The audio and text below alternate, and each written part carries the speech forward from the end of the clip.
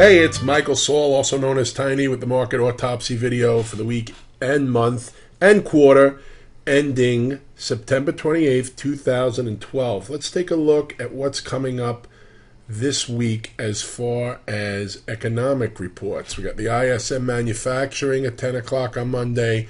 Bernanke speaks at 12:30. Tuesday, nothing really that big of a deal. Wednesday, we have non-farm employment change, the ADP non-farm employment change. Then ISM at 10 o'clock. Then Thursday, we have the ECB press conference again.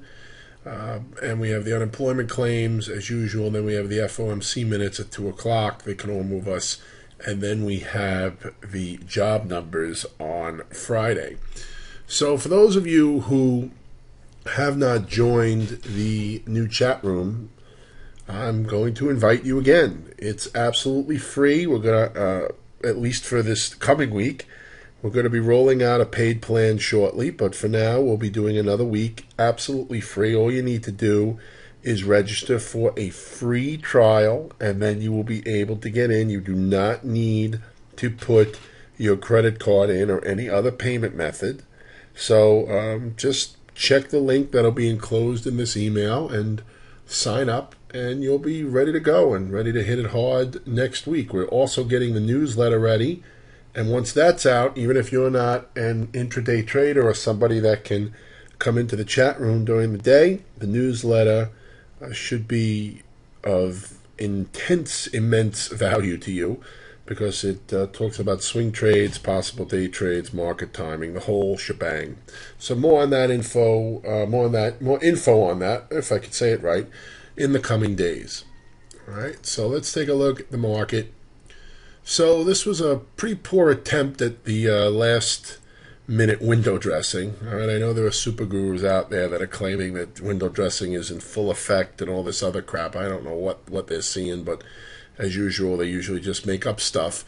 We had an update on Thursday, but Friday was, you can see it's an inside day. On the SPY, it took out the lows from Thursday by a couple of ticks, so it's technically not an inside day, but on the SPY, it was a small consolidation day. So the way we're correcting here, okay, we broke out here, we put the topping tail in here.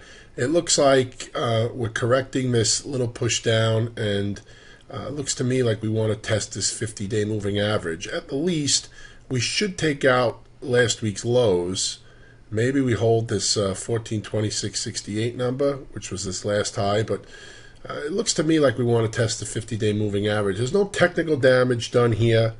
So to me, I think we can get a little bit more downside here, get some stretch, be nice and short-term oversold, and then look for a bounce. I am not a bear here on anything more than the short term, if you even want to call it a bear. I do think we're going to go to at least test those highs, if not make a new high. So that's what I'm watching for. Now, if I'll be wrong, obviously if we don't take out the lows of last week. So this is a pretty basic way to look at it. If we take out Thursday's highs and we start to trade up and probably take out 2, 3, 4, that's Tuesday. Okay, try to take out Tuesday's highs. It's a little late to the party there. At that point, another 20 points from here, but that would be bullish. And then if we take out the lows, that would be at least short-term bearish, like I said, to put a bit of a stretch, a farther stretch here to get oversold and then look for a bounce. All right? I am not bearish here. NASDAQ 100, kind of same deal, looking at that 50-day moving average. Russell, if I spell it right, it's not spelled U-R-T, it's spelled R-U-T. So the Russell was in a gorgeous bull flag, never triggered though. That's why all these patterns are just artwork without the confirmation, okay? But this was gorgeous, but no confirmation there. You see a real narrow range day on Friday. It's actually holding up better than the broad market, at least on Friday. You got support coming in right here. You also have the 50-day there. Be a pretty nice size push down here, but the Russell can move like that. So that's what I'm looking at for the Russell. We'll look at the Dow. Okay, let's look at the Dow. All right, held the 20 EMA here. little reversal, but like if it starts trading below, you gotta watch the 50-day there also. All right, semiconductors. Yep, we're looking so nice, hanging out, and then boom. Now we got a little bounce after this break. Well, semis could lead down here, so gotta watch this group. Here's Clat Tanker. Yeah, not looking so hot. Intel. Yeah, not looking so great there, Intel. Oops, command not recognized. Thank you. Broadcom. I mean, looking better, but if the semis roll over, watch this one. Possible opportunity on the short side there. How about banks? Still looking okay. I mean, pulling back to the 20 EMA. I don't expect them to bounce without the broad market, though. But the bank's definitely holding up okay. This looks like a bull flag. And again, so did the Russell. So just watch this. Okay, here's Bank of America. Here's a Citigroup. A lot of these are looking the same. Yeah, look almost identical. JP Morgan. Well, not looking so bad here. But again, if the market's weak, you want to start looking for sectors that are holding up better than the market. Okay, that's the ones that will more than likely lead if we do get a bounce. Okay, and I'm looking for a bounce after a pullback. It doesn't say we have to have one, but that's what I'm looking for. Okay, so the broker-dealer pushed down off the 200. Goldman, yeah, looking better. I mean, we highlighted this a couple of weeks ago. If the market pulled back, watch this one. So far, it's been okay. All right, cyclicals. Yeah, watch the 200-day as potential support. Biotechs held the 20 EMA. Look at this BIIB. 50-day moving average test. Watch this one. If the bios decide to turn up, this one could be a good one to watch. How about gold? Pretty quiet for the most part on Friday, but you could see there was some definite volatility here. Okay. Silver. You know, Friday there wasn't a lot of movement. A lot of people, they look for the last day for the window dressing moves, but they don't like to run a lot of the shenanigans the last day. You know, marking up stuff. There's USO. You know, we highlighted this last week, and I mean it went down a little bit, but it's certainly not breaking with any ferociousness. I don't want to say ferocity the wrong way, so which I probably just did. All right, Exxon. Yeah, I mean, doesn't look bad. Conoco.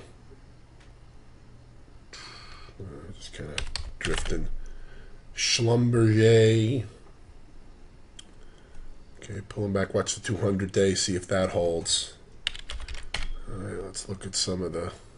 Whoops, there's Atlas Pipeline, but I meant to type in Apple. Oh, Apple. Yeah, it looks kind of like the NASDAQ 100, doesn't it? Gee, I wonder why. Watch the 50-day if it does get some weakness.